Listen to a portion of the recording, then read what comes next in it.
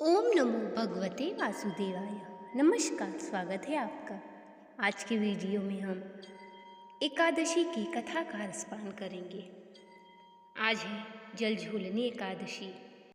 प्रत्येक एकादशी का हिंदू धर्म में महत्व है। भाद्रपद माह के शुक्ल पक्ष की एकादशी तिथि को परिवर्तिनी एकादशी के नाम से भी जाना जाता है। इस दिन भगवान विष्णु के वामन अवतार और भगवान गणेश की पूजा की जाती है।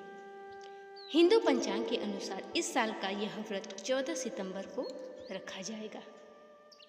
चैनल पर यदि आप नए आए हैं तो चैनल को सब्सक्राइब, वीडियो को लाइक और शेयर अवश्य करें और कथा को पूर्ण अवश्य सुनें। कथा को आधा अधूरा ना छोड़ें, क्योंकि कथा आधा अधूरा सुनने से हम पाप के भागी बन जाते हैं। परिवर्तिनी एकादशी व्रत कथा के अनुसार युधिष्ठिर कहने लगे, हे प्रभु, भाद्रपद शुक्ल पक्ष एकादशी का क्या नाम है? इसकी विधि तथा महिमा कृपा करके बताइए।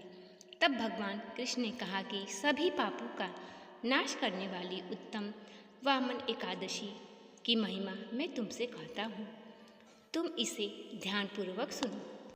यह पद्मा, परिवर्तिनी और जलझूलनी एकादशी के नाम से भी जानी जाती है।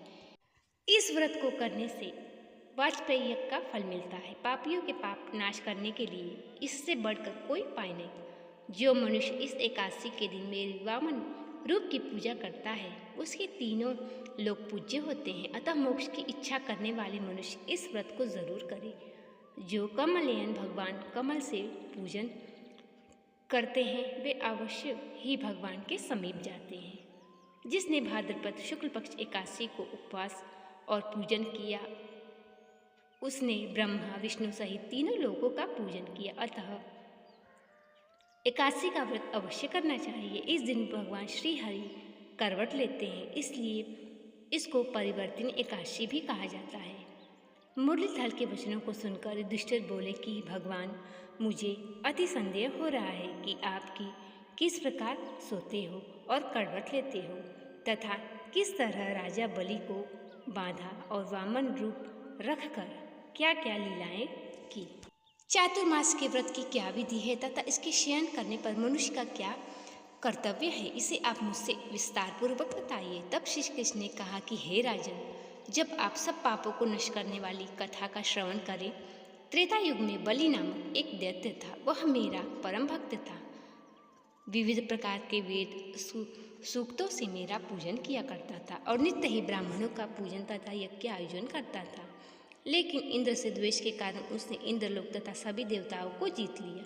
इस कारण सभी देवता एकत्रित होकर सोच विचार करके भगवान के पास गए। बृहस्पति सन्निहित इंद्रजीत देवता प्रभु के निकट जाकर और नतमस्तक होकर वेद मंत्रों द्वारा भगवान का पूजन और स्तुति करने लगे। अतः मैंने वामन रूप धारण 5वां अवतार लिया और फिर अत्यंत ही तेजस्वी रूप से राजा बलि को जीत लिया। इतनी वार्ता सुनकर राजा युधिष्ठिर बोले कि हे जनार्दन, आपने वामन रूप धारण करके उस महाबली दैत्य को किस प्रकार जीता? तब भगवान कृष्ण कहने लगे कि मैंने बलि से 3 पग भूमि की याचना करते हुए कहा कि मुझको 3 लोक के समान, और हे राजन, यह तुमको अवश्य ही देनी होगी। राजा बलि ने इसे तुच्छ याचना समझकर 3 पग भूमि का संकल्प मुझको दे दिया।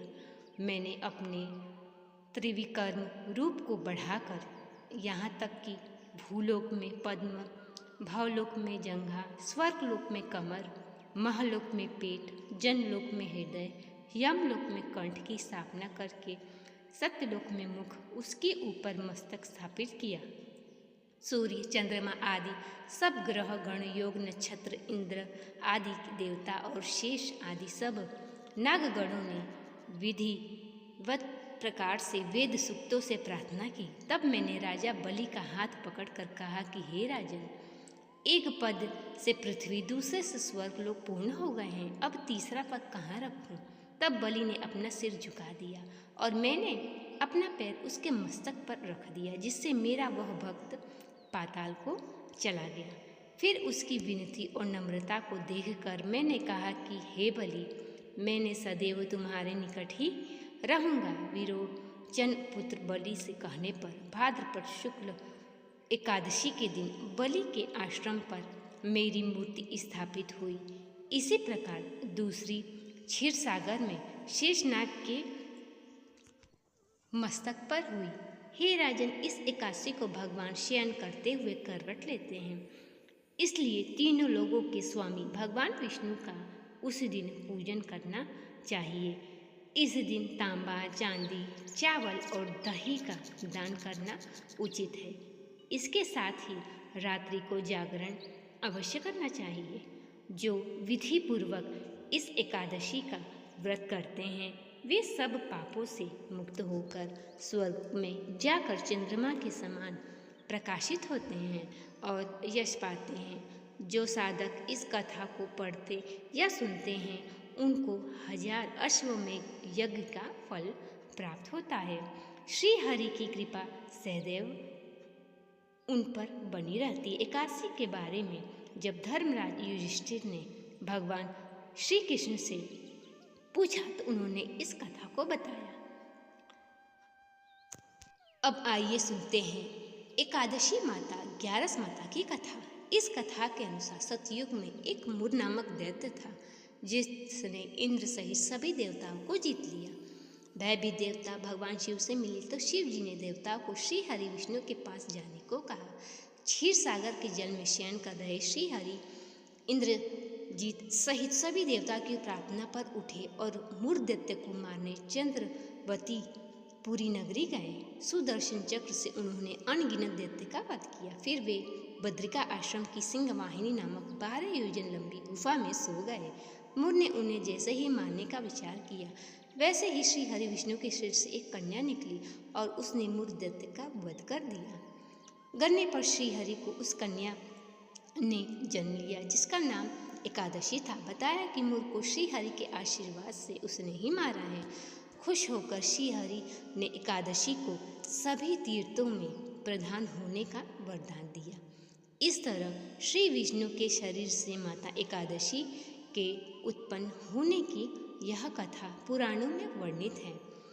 इस एकादशी के दिन यानी जिसमें एक एकादशी, द्वादशी और त्रयोदशी तिथि भी हो वह बड़ी ही शुभ मानी जाती हैं। इस दिन एकादशी का व्रत रखने से 100 एकादशी व्रत करने का फल भी मिलता है। एकादशी की कथा सुनने मात्र से आपके मोक्ष की प्राप्ति होती है। वीडियो पसंद आया हो तो चैनल को सब्सक्राइब करें, बेल आइकन को ज़रूर दबाएं जिससे कि सभी वीडियो की नोटिफिकेशन आप तक पहुंचेगी। कमेंट बॉक्स में श्री हरि विष्णु का जयकारा लगाएं। मिलते हैं अगले वीडियो में, तब तक के लिए नमस्कार।